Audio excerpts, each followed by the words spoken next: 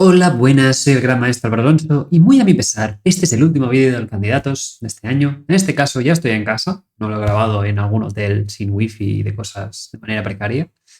Entonces, vamos a ver cómo ha acabado este torneo internacional.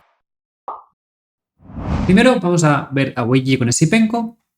Curiosamente, Weiji de blancas, pues Esipenko hizo una Petrov. Eso es un poco de, bueno, si no puedes hacer nada contra tus enemigos, únete a ellos, ¿no? En ese sentido.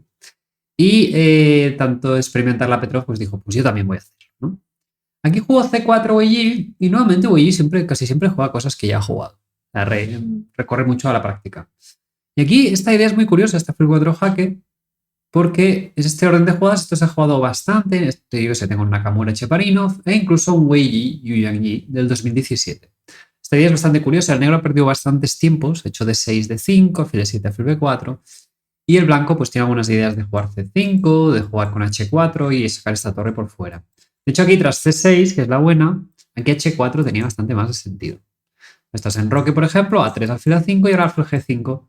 Y fijaos que, bueno, no sé, las piezas salen bastante fluidas.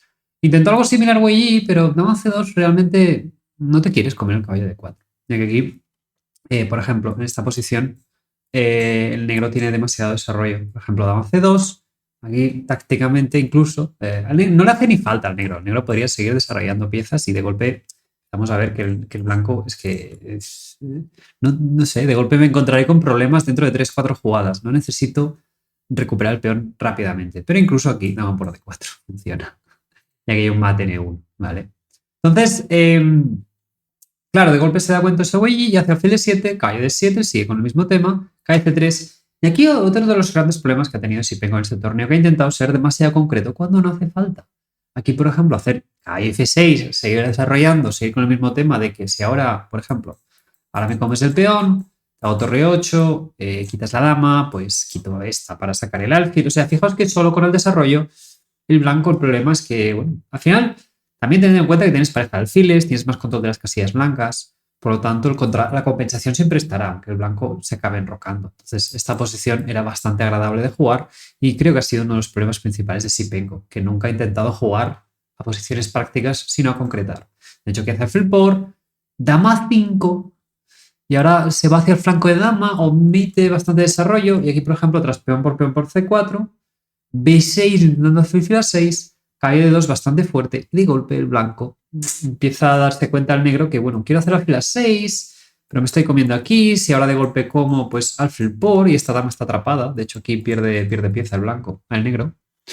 Entonces, es una posición bastante dramática de golpe y cuando no hacía falta, ¿no? Aquí mete F5, ahora el blanco ya está contento a nivel estratégico porque dices, bueno, pase lo que pase, tendrá unas debilidades en casillas negras que tenga un alfil bastante bueno. Hay que hacer rey G1 para enrocarse. Y aquí, de los alfil B7 H4 parecía un poco lo mejor, con el mismo tema.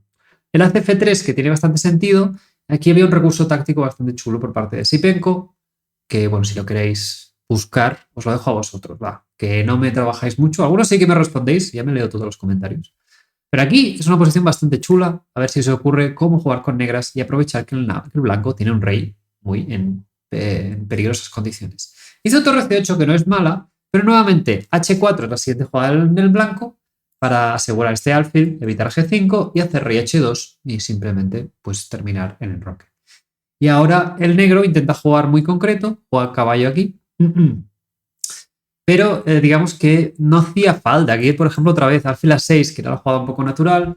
Siempre comer este caballo voy a retomar de F y voy a tocar los dos alfiles. Entonces, por ejemplo, rey H2 y aquí, pues yo que sé, D por C. Y bueno, esta posición es bastante interesante y al menos tiene bastante sentido.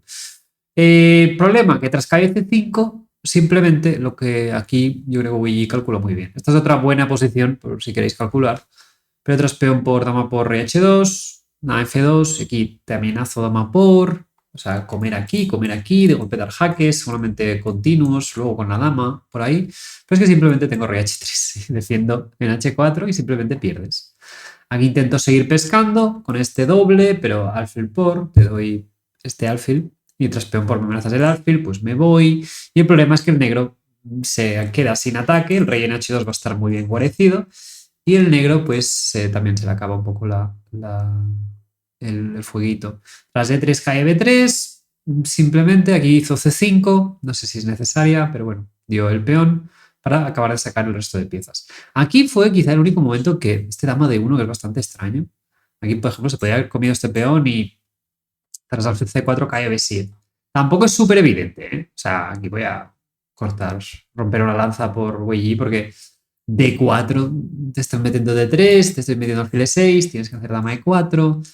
Y aquí pues quizá te cambio damas y resulta que esta posición con estos dos pasados, pues el blanco sigue mejor. Hombre, un poquillo de cosa, ¿no? De hecho, es bastante divertido porque aquí caballo de 6, D2, torre por C4, E2, y aquí torre por C8, dama, y resulta que te hago torre E1, por ejemplo, y tengo dos piezas, tengo las tres piezas súper bien coordinadas, y por lo tanto debería estar mejor, pero bueno, de hecho es cercano a las tablas, pero bueno, debe estar mejor el blanco. Pero es bastante curioso, ¿no? Para que veáis un poco que, bueno, hizo dama de 1. Aquí tenía bastante sentido. Nuevamente, creo que Sipenko sigue en este torneo pecando mucho de concreción cuando podía simplemente haber coordinado todos sus peones y tras caballo por tengo dama F5 y te recupero la pieza. Entonces, es que veis como gran parte de los errores de Sipenko en este torneo han sido decir, pues si puedo jugar bajo los conceptos dogmáticos y luego ya el cálculo me facilita esas jugadas, pues hubiera sido mejor. Tras el C4, aquí jugó muy bien Wei Yi repitiendo varias veces para llegar al control.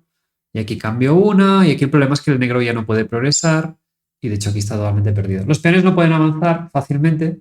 Ahí, por ejemplo, en caso de D4, pues cae B3 y es que te va a caer todo. Te van a caer los tres peones, el blanco está súper seguro, y no sé, por ejemplo, D3, ¿no? Aquí incluso tengo torre por, o sea, es una idea que ya el blanco está muy bien coordinado. Hay torre 1, me como la torre de 8 y a la que intentes dar esta dama, simplemente tengo dama por A6. Estos peones no avanzan más. Te toco la torre, te van a caer los peones. Y aquí, bueno, simplemente el negro tras caída B3, alfil C4, nuevamente repitió. Y aquí ya ha pasado el control.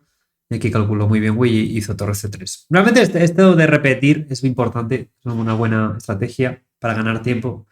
Y muchas veces cuando queréis ganar una partida, pues eso, decir, oye, pero gano unas cuantas jugadas, dejo que mi rival no empeora mi posición y ya está. Y aquí el problema es que ya caen los peones. Tras D2 cae C1. Aquí ya, si el blanco quiere, puede empezar a contemplar el sacrificio de calidad. Pero tras dama 6, dama C2 y simplemente pues, cae de 3 torre por abandono. Sipenko, porque bueno, que me coma ahora la torre, dama E6 y es mate en 1. Sí. El resumen de este torneo para Sipenko, falta una ronda, que luego la veremos, pero es que veis que es lo mismo todo el rato. Se queda bien, pero intenta concretar demasiado y le superan en cálculo. Cuando realmente, o sea, con Sindarov pasó exactamente lo mismo en la primera partida. Ha sido un buen resumen de toda su participación en este torneo. Para que veáis lo difícil que es. No puedes hacer simplemente la jugada del módulo y decir, bueno, ya está, ¿no? Se requieren habilidades y un nivel medio muy alto. Entonces, vamos a ver la siguiente partida entre Giri y Sindarov. Esta era la más importante. Con esto se decidía el torneo. Y aquí vamos a ver que Giri jugó cabeza 3 y aquí alfil 7. Sindarov ha ido variando un poco en todas estas y ahora entra en la variante que precisamente han jugado mucho Bluebone y Sipenko y que me he hartado de comentarla. Y aquí Giri prueba un plan con caballo 2, alfil G4 y esto es, para que os hagáis una idea, alfil por caballo por, esto es Mendonca y Sipenko del Grand Swiss. Ahí, por ejemplo, siguió dama E7, torre D8 y H6, puso bien las piezas del negro. Y en una de estas, pues bueno, simplemente se fue coordinando bien. Ya veis que el alfil de casillas negras, los peones de casillas blancas. Vemos que el negro tiene un equilibrio bastante interesante. De hecho, en esta posición el negro ya está bastante mejor. Y bueno, la cosa es que jugó D4, que es mucho más concreta, pero es mala, honestamente. Ahí, por ejemplo, y aquí Giri desaprovechó varias ocasiones. Ahí, por ejemplo, torre C1 parece una jugada bastante natural, difícilmente, o sea, ganas un tiempo amenazando una pieza, no es que necesite un doctorado para explicarlo. Y tras dama B6, por ejemplo, aquí puedo hacer lo que quiera. Puedo hacer dama C2 para seguir tocando las narices, puedo comer y simplemente esta posición, para que os hagáis una idea, con los dos alfiles es bastante cómoda. Entonces no hay mucho problema. La idea con el D4 es comer directamente y comer de dama, por ejemplo, o molestar un poquillo, pero aquí tengo pareja de alfiles, juego gratis, gran ventaja. Y Aquí, por ejemplo, alfil B6, ahora E4, un poco como en la partida, este torre C1 de gratis viene muy bien. Entonces, no sé, fue un poco extraño, la verdad. Jugó E4, le jugaron torre 8, caballo G3. Me gustaba F3, pero bueno, el negro tiene más opciones aquí. Y ya veis que intercalar torre C1 alfil B6 en general beneficia bastante al blanco. Aquí, por ejemplo, dama B6 es otra opción, toco en B2. Y aquí tras caballo G3, caballo D7 tampoco es la mejor. Aquí tenía varias opciones, Giri, que no, A3 me pareció muy lenta, porque al final tienes que traer las piezas. Por ejemplo, torre C1, y si te hago dama B6 tocando en B2, pues bueno, C4, y busco rey H1, busco F4. Por ejemplo, si te vas a comer este torre B1 o KF5 incluso, y aquí es que tengo muchas ideas de ataque, y Giri es un jugador de ataque suficientemente experimentado como para valorar que todas mis piezas están coordinando hacia allí y que el negro no puede permitirse estas cosas. Entonces, este A3 fue demasiado lento y dejó al negro acabarse de coordinar. Toda la ventaja que tenemos de desarrollo y que tenemos pareja de alfiles, pues se fue un poco al garete. Ahí, por ejemplo, G6 para controlar ese caballo y aquí rey H1 es una posición que intuís que, bueno, me voy a ir aquí, voy a hacer F4 y tengo una partida con muchas piezas y una opción bastante razonable de ataque. De hecho, esta posición es muy difícil para el negro, en mi opinión, porque ahora el plan del blanco es muy sencillo. Entonces, este A3 peca un poco de concreción, peca un poco de decir, quiero evitar, pero aquí tras calle 5 el negro está ya muy presente en el centro, no he ganado el tiempo de torre C1 y ahora, pues, por ejemplo, el negro, pues, si torre C1, pues podría comer y, yo qué sé, alfil C8 o alfil, por ejemplo, voy a poner el alfil aquí, anular este caballo y defender el enroque. Por eso también el torre C1 antes era mucho más útil, fijaos, ¿no? Todas estas repercusiones. Ese alfil quiere estar allí para defenderlo. Entonces, tras alfil por aquí F4, recuerda un poco a las partidas que ha ganado Giri, ¿no? Ese bloqueo, caballo mejor que el alfil, que le hemos visto en este torneo, pero el problema es que el negro solo tiene esta debilidad, entonces simplemente activa un poco sus piezas y Giri dice E5, ahora sí que sacrifica este peón para contrajuego, pero Sindaros dice, puedo cambiar damas y este final es, bueno, es un poco mejor para el blanco, pero el negro tiene suficiente iniciativa. Y el objetivo es muy sencillo, es eliminar este peón, hacer F6, esta cuña y no sé, con el peón pasado te voy a generar suficiente contrajuego. De hecho, aquí parecía un poco más natural mantener este bloqueo y estas columnas cerradas, pero bueno, en algún momento el negro, por ejemplo, incluso F6 aquí, G6 y luego ya comerse el peón sería un buen recurso para el negro, para ya simplificar la posición y hacer que solo este peón cuente, que será muy difícil de capturar por parte del blanco. Pero bueno, es una posición que sí que podemos ver que el negro puede ponerse nervioso para defender ese peón y luego intentamos aprovechar y pivotar por otro lado. Tras dama por no hubo mucha historia. El caballo se coloca aquí, pero tras F6, peón por, torre aquí, D3 y bueno, simplemente aquí Sindarov calcula que se puede comer el peón y de hecho esto ocurre. Aquí intentó apretar un poco Giri, pero bueno, no tiene mucha historia este final. Otro final de torres de tablas. Y con esto, ya si queréis, nos teletransportamos a la posición final. Llegaron, ¿no?, estos míticos finales, hay 1000 finales de tablas, y Sindarov, pues sin ningún mayor problema, pues se igualó. Con esto se convertía en campeón del candidatos matemáticamente, que tenía un punto y medio sobre el siguiente perseguidor, que era Giri. Y no, 2 puntos, perdón, mantenía esta ventaja y nada, y con esto, pues no sé, una pasada Sindarov. Luego al final hacemos un pequeño recap. Luego tenemos otra partida entre Hikaru y Bluebomb. No tuvo mucha historia esta partida, fue una de las variantes muy clásicas, muy sosas. Bueno, Hikaru, todo esto es, bueno, una idea que se ha intentado, simplemente es una estructura de peón-dama, nada especial. Que bueno, hay que saber jugar también, pero aquí Sindarov sacó las piezas, dama B4 para poner la dama N7 y aprovechar este tiempo. Y este B5, que es bastante temático. Si el blanco tira estas piezas, lo hemos hablado mucho, ¿no?, que no funcionan muy bien aquí, y en general el negro está bastante bien aquí. Con A5, caballo B6, caballo C4, vemos que el ataque de minoría se le vuelve en su contra. Estas caballo C5 come y A5, y ahora este A5 es importante para que no te moleste yo haciendo A5 A4, por ejemplo, tenga yo el punto de presión, y aquí, pues bueno, aquí el negro debe estar incluso mejor. Este A4 me parece curioso, porque ahora garantizo un final mejor, este peón pasado crónico, que tendré siempre ahí a cambio de nada.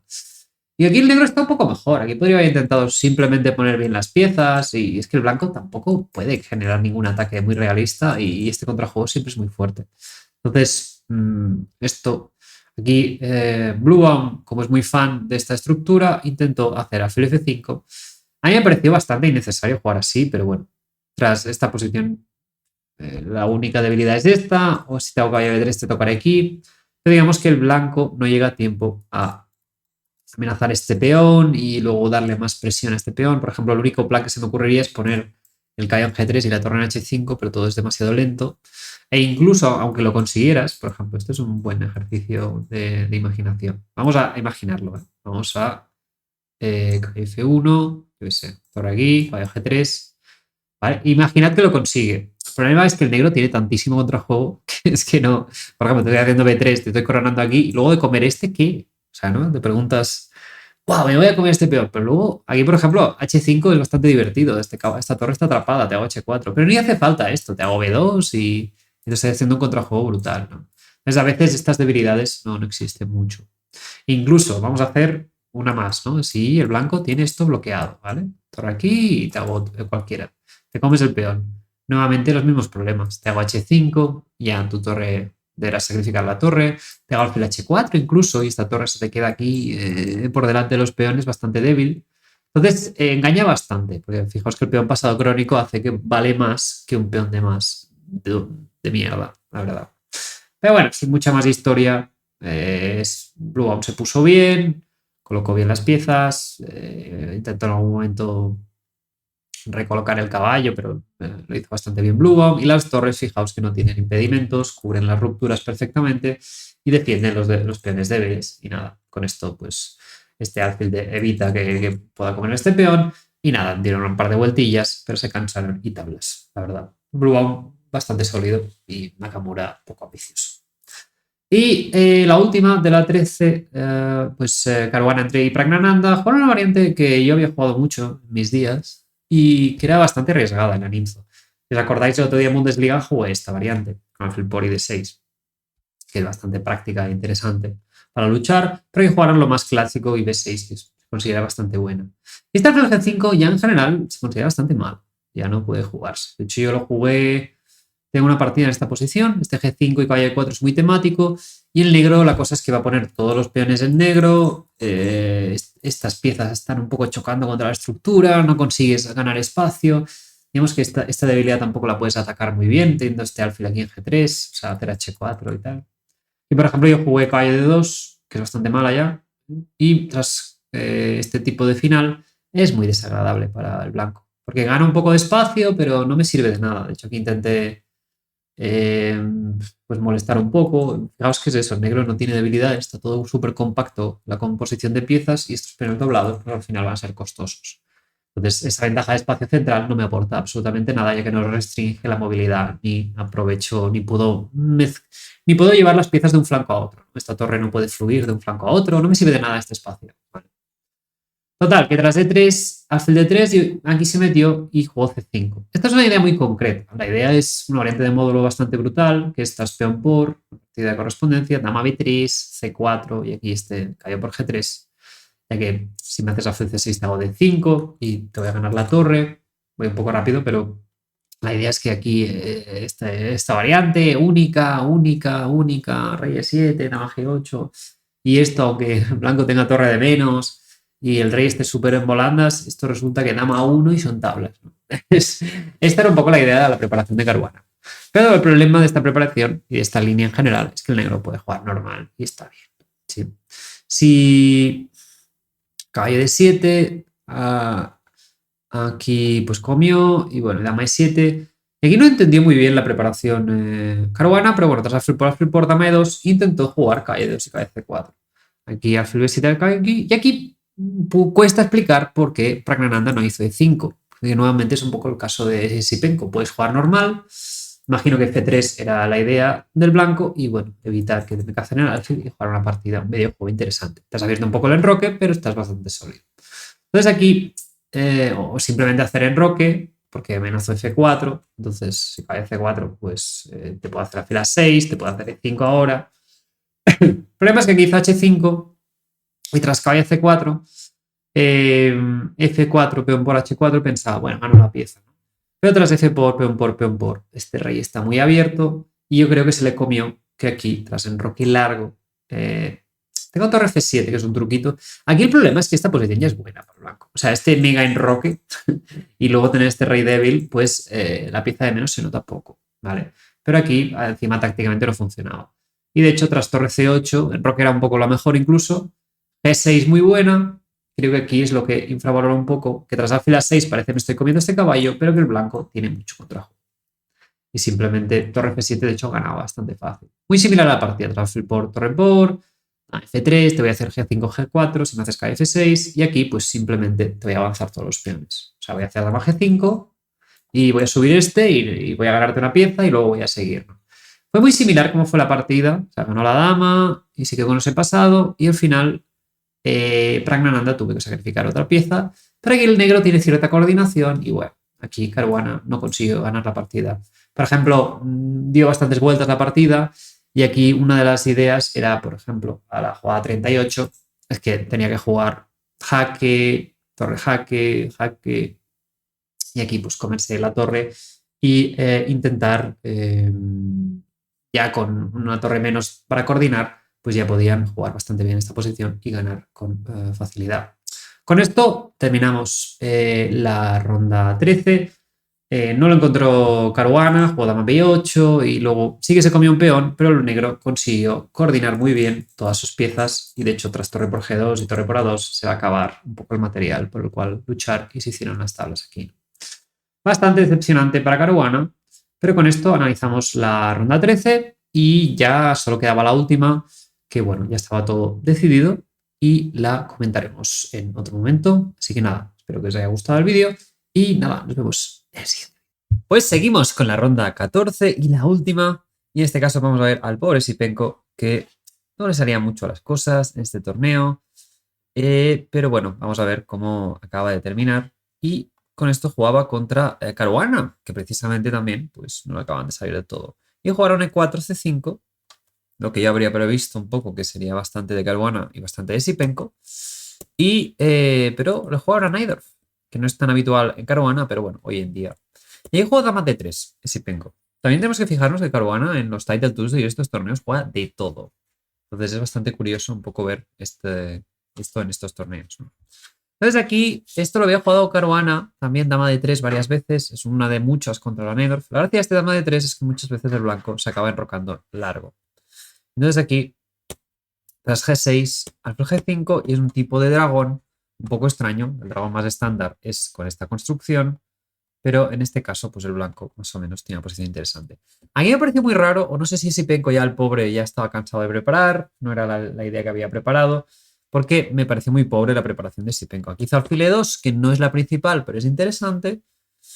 F4 es un poco la más crítica, hay muchas partidas. Esto lo juega mucho Vallejo, quizá podríamos decir la variante Vallejo. Y después de alfil E2, caballo C6. Y el problema de esta posición es que ya es la buena, la del módulo. Aquí ya el negro tiene que jugar una jugada bastante única, que es hacer dama E3 para poder conseguir comer de torre. Y aquí para que os dais una idea, una variante interesante es hacer torre A4 y ahora hacer H4. O sea, digamos que el blanco tiene que activarse más o menos y luego llevar el ataque normal.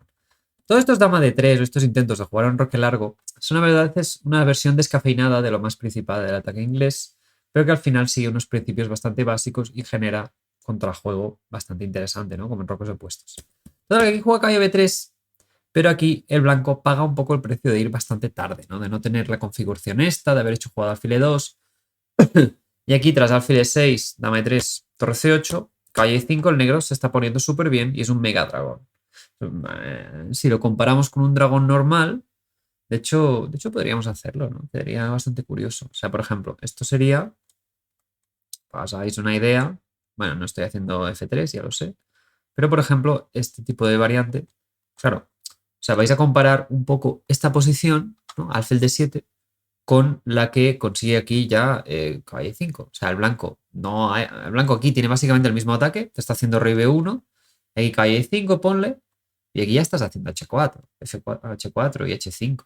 Ya lo tienes todo preparado. En cambio aquí en la posición que tenía Sipenko, el H4 no está, tampoco hay tanta solidez en el centro y encima el negro ya ha hecho torre C8, alfil C6, ha hecho A6, ha hecho muchísimas jugadas, ¿no? Vemos ese es el problema un poco en estas variantes.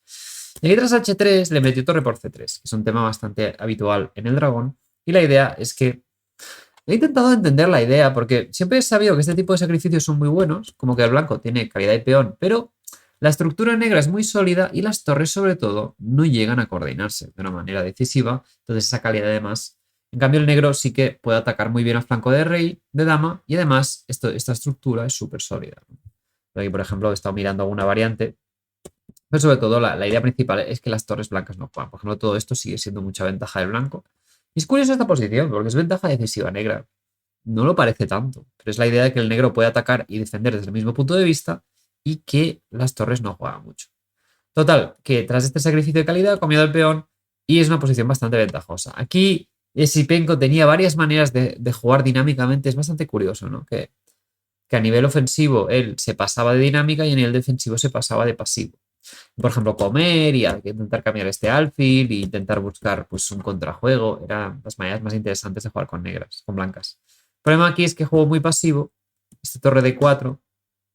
Aquí, por ejemplo, F5, dar este peón y, no sé, pasar la torre por H4. Y una posición bastante volátil, ¿vale? De hecho, una de las variantes que vi era una bastante locura, que alfil H6, porque hay temas de torre G4. Entonces, esto estaba bastante equilibrado. Pero el problema es que tras G4 intentando hacer F5, el negro se está colocando súper bien. Y ya este caballo es dios de la tierra y esta estructura es terrible. Este caballo de B3 también es muy malo. Y vemos cómo el negro pues va colocando todas sus piezas, tienen casillas espectaculares, el ataque blanco no existe y las torres blancas son terribles. Y bueno, simplemente esta posición. El blanco ahora intenta atacar, pero es que el negro está súper bien colocado. Intenta sacrificar un peón y este caballo en A1 ya no va a poder salir. Así que bueno, yo creo que el resto fue técnica y ganó muy bien Caruana. Este tipo de posiciones ya no tienes que hacer mucho con negras, simplemente que el blanco no se pueda salir, ya es suficiente. De hecho, aquí cambio piezas, torre F3 y vemos que reactivo las piezas y bueno, aquí calculo un poco. Parece que el rey está de paseo, pero es que nuevamente el problema es que el caballo de A1 nunca va a jugar y ahora tras cae F4 mate, abandona Sipenko y con esto termina su actuación que no ha sido muy notable. Y Caruana al menos se va con un poquito buen sabor de boca, con una victoria de negras y un poquito más de elo. Luego tenemos a Praggnanandhaa y Hikaru que jugaron una catalana, perdón, KF3, G6 y G3, ¿vale? Este H6 que hizo contra Sindarov. Esto me ha parecido lo que mejor se ha preparado Nakamura en este torneo. La verdad es que tenía una preparación muy completa para poder repetir la variante. Este caballo de 5 que había jugado ya Theodorou, por ejemplo, en Doha, en el Mundial de Blitz, que era una pequeña alternativa, pues lo tenía súper preparado. Y aquí todo fue preparación. O sea, este C5 novedad, este E5, caballo G4, aquí hay que hacer F6, aquí hay que hacer torre B8. Y digamos que el blanco no tiene mejor que hacer H3. Entonces, una jugada útil ese torre B8. Y ahora F2, caballo E4, das este peón, porque este caballo totalmente estaba atrapado igualmente. Y aquí resulta que el negro tiene suficiente contrajuego. Y aquí me gustaba mucho este alfil G5, que la verdad es que es bastante difícil de hacer, porque te estoy dando la calidad, ahí la dama, pero a cambio luego estoy con mucho contrajuego. Ahí juego torre de 2 y tras torre de 8, pues bueno, este final se hicieron tablas. Me parece curioso este rey B1, ¿no? Porque digo, torre y pieza, pero bueno, torre aquí B3, pero bueno, vemos cómo coordinan las piezas negras, sí. Aún así, el blanco tiene E3 para evitar que ese alfil coordine tanto. Y, por ejemplo, este medio juego sería bastante bueno. Pero bueno, aún así, bueno, yo puedo ver que si el blanco estuviera un poco mejor preparado, puede ser interesante. Pero bueno, también el negro puede de golpe jugar a ganar muy fácil. Porque en este tipo de posiciones, si consigo un buen bloqueo del alfil y de golpe de los peones pasados, ¿no? Y de golpe te avanzo este, pues bueno. Entonces, tras torre de 2, realmente fue una de las mejores partidas del torneo. No exagero. Muy buena preparación, muy buena respuesta y luego jugaron perfecto los dos y tablas, ¿no? Pero bueno, a menos que Hikaru se va haciendo una partida un poco decente y Prag en una de estas sus preparaciones locas, pues ha pasado un torneo sin mucho ton ni son, sin mucha historia. Entonces, la siguiente partida es de Bluebaum y Giri. Giri ya no tenía opciones matemáticas, estaba a 2 puntos, pero Bluebaum, yo esperaba que Bluebaum jugara algo más sólido. Me pareció bastante sorprendente que Bluebaum, después de haber jugado como un maza todo el torneo, ahora se metiera en esta variante principal de la Ragozin e intentara esta idea de caballo G5. Me pareció espectacular, porque aquí el problema que tiene el negro es que si te hago H6, te hago H4, y es muy curiosa esta posición. O sea, hay muchas veces que el negro se come la pieza y simplemente es un ataque a largo plazo, ¿no? De hecho, pero aquí jugó súper bien Giri. O sea, me pareció increíble porque hizo A6, H6 y torre 8. Y aquí esto da un agujero al rey, por lo tanto muchas variantes ya me podré comer el caballo. Y la idea aquí es que tras A3, ahora B5 y alfil B7, Giri dice, a ver, ¿qué puedo hacer? No puedo comerme ese caballo porque me van a retomar y luego van a entrar con la dama. Entonces voy a desarrollar. ¿Cómo desarrollo el resto de piezas? Y precisamente esta configuración obliga al blanco a cambiar de plan. Por ejemplo, aquí lo mejor ya era hacer caballo E4, asumir que ya nos vas a atacar y después de torre C8, por ejemplo, la idea es que en algún momento quiera hacer C5, ¿no? Es curioso que ya los sacrificios de piezas son terribles, ¿no? Por ejemplo, aquí caballo E4, dama por E4, me lo como y bueno, y estas dos piezas no entran en el juego. Entonces, si me das un jaque o jaque a 0, dos jaques a 0, y pena que no estemos jugando 3 jaques porque ganarías ya, pero no tiene nada más el blanco. ¿Sí? No hay una manera de transportar las piezas. Y eso es lo que infravaloró Bluebaum con enroque largo, que dijo, ¡guau! Mira qué ataque tengo. Pero aquí Giri jugó muy bien, muy concreto, B4. Y ahora te voy a comer de caballo, te voy a comer aquí, te voy a comer en A2, te voy a desviar, voy a poder bloquear en E4. Realmente aquí de golpe el blanco confiaba en este de 5, que tiene su sentido. Aquí, por ejemplo, si me como la pieza, lleva unas posiciones muy divertidas. Alfil por, torre por, aquí vemos como todas las piezas blancas están confluyendo entre la posición negra, pero aquí me puedo comerlo todo. Aquí puedo hacer esta. Y ahí, por ejemplo, si me como la torre, jaque, jaque, y aquí alfil F6 ganaría. Bueno, puedo comer el alfil, me das mate en F7.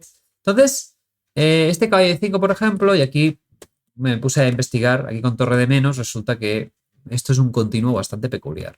Porque la idea es que aquí estoy dando mate. El rey está muy mal, ¿no? Un poco la idea es que esta posición no es. No es. Bueno, no, es igualdad, pero es un poco lo que estaba buscando Bluebaum, ¿no? Entonces aquí, pero se encontró un chasco bastante importante y una jugada brutal de Giri, que es caballo de 4. Tras peón por, peón por. Aquí la idea es que quiero demostraros es que Giri ya no tiene ni por qué comerse la pieza.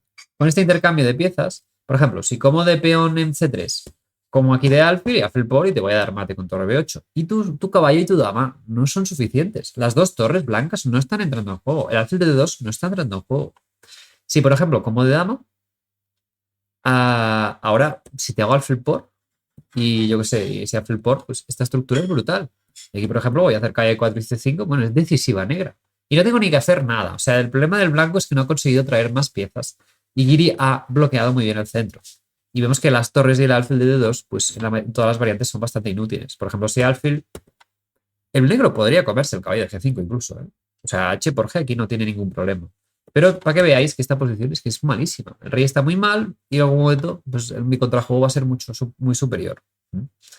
Entonces, hizo D por E6, pero realmente es un espejismo el ataque. Aquí simplemente dama C8, y aunque tengas pieza de menos, esta posición no funciona. Y aquí tras dama 5, alfil D5, muy fina, y simplemente el negro pues gana una pieza.